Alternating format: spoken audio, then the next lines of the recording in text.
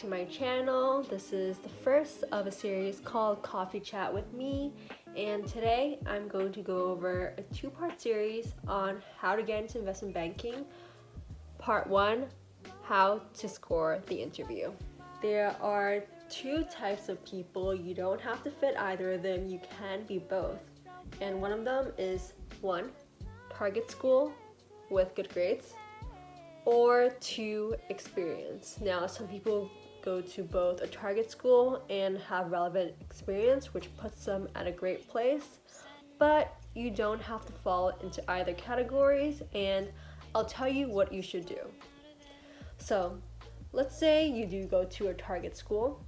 Generally, for a lot of large banks, they'll have their own recruiting teams for each school. So for example, there's going to be a Cornell recruiting team, there's going to be an NYU recruiting team, a UPenn recruiting team, right?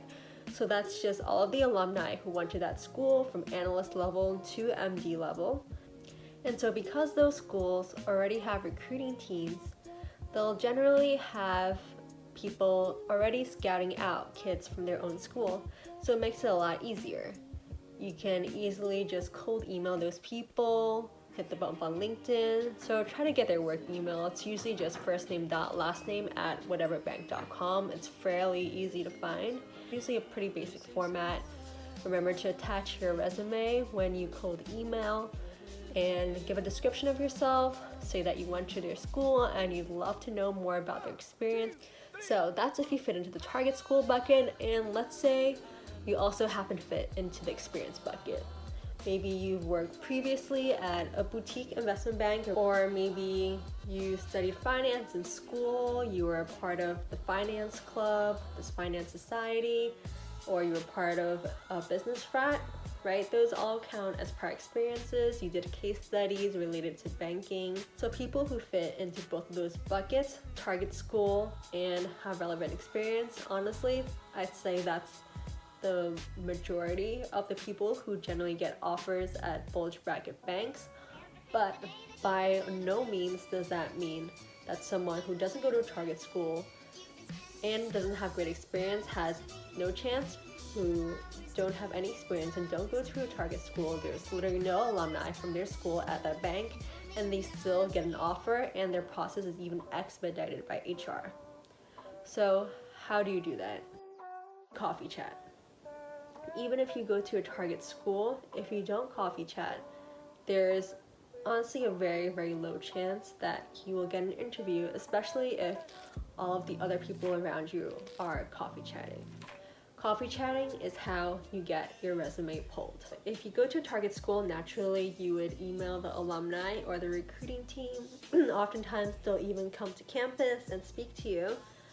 But if you go to a non-target school, you should be going on LinkedIn, finding the first name and last name of different people who might have a similar background as you. Maybe they went to the same high school, even if they have no similar background as you. Just LinkedIn, find the bank you're interested in. Let's say you search up JP Morgan investment banking analyst, and then I'm sure a lot of people will pop up.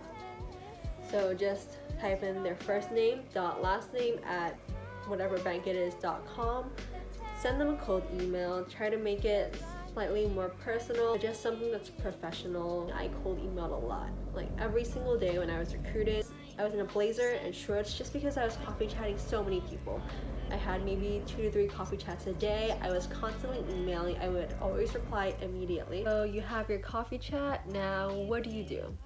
So I'd say coffee chats are generally about 30 minutes long. I was told the longer the better. So when you're at your coffee chat, I'd say a good way to start things off is to just give a brief background about yourself. Maybe say like, hey, I'm a sophomore at whatever school. I found your LinkedIn profile because I'm really interested in learning more about investment banking. I come from a school where there aren't any alumni, so I'm so appreciative that you're here to talk to me. How's your day going so far? Like, how's your experience with investment banking been? I'd love to hear more about your background.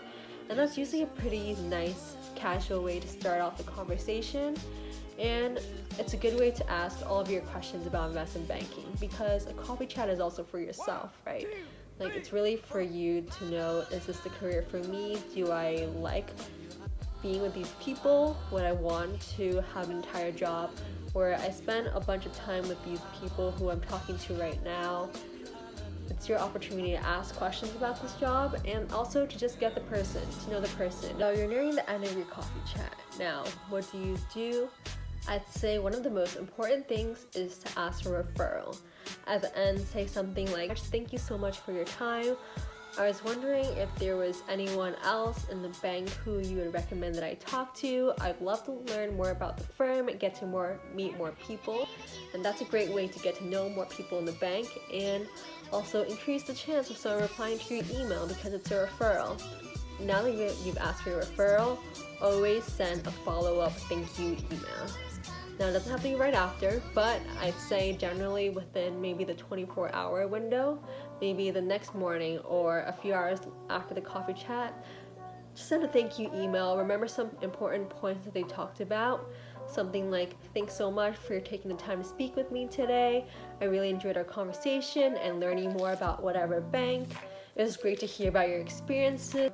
In addition, it'd be great if you could refer me to a couple of more people in the bank that you think would be good for me to talk to. I'd love to continue to learn more as I'm really interested in this career opportunity."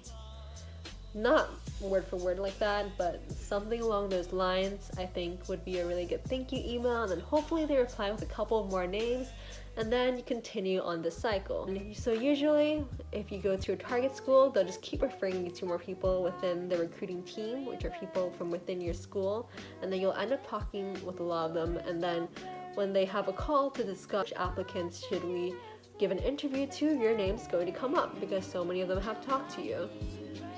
But let's say you don't go to a target school, there's no recruiting team.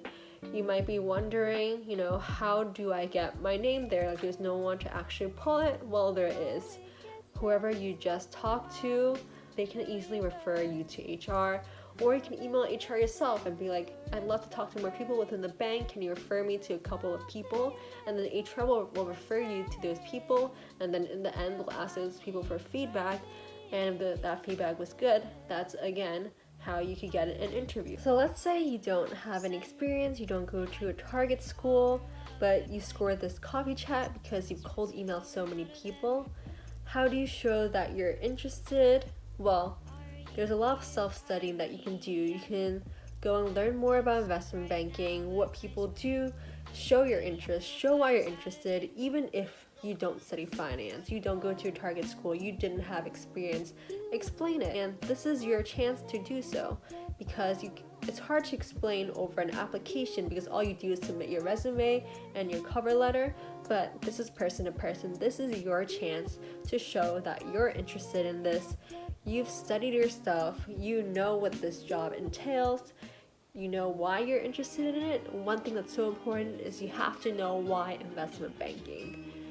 From coffee chats to the interview process, that's one of the most important things. I know you might be coffee chatting because you might not be sure, but when you're at the coffee chat, please do convey your interest. There's so many people that are interested. Why would someone pick someone who's not even sure if they're interested or not? Okay, so now we're getting towards the end of the recruiting cycle.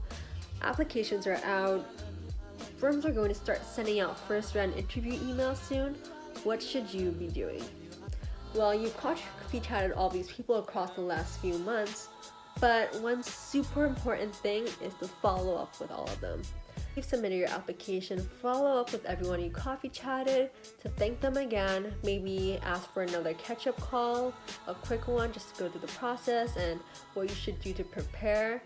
It'll be a nice way to remind these people that, hey, they've talked to you, they've had a nice conversation, and when HR reaches out about who to recommend, or if they're thinking about who to recommend themselves, your name will be one of the first people. Because even though they might have coffee chatted a bunch of people in the past, not everyone follows up. So you want to be one of those people. You want your name to be remembered. Okay, that's my short step-by-step guide on how to get an interview. Honestly, it's really very focused on coffee chatting, of course. things like good background, good grades, good school, relevant major, relevant experience. Those things all matter, but down to the core of it, coffee chats are honestly what usually gets your resume pulled. They want to know your interest in the firm, that you've talked to people. They need people to back you up and say, hey, this is a good candidate. This is why you should pull their resume out of thousands of other applicants. Now, this might be more relevant for large banks, which is the one that I'm at. And it might not be so relevant for a boutique investment bank where maybe it could be a very small team and there aren't so many applicants. But this is just from my personal experience. Feel free to comment down below with any questions or what your experience was like, or if you're a student and you have any questions about the recruiting process, or if you have any feedback on what else you'd like to see in future videos or how I can better improve my videos, just let me know down below. See you guys next time. Bye!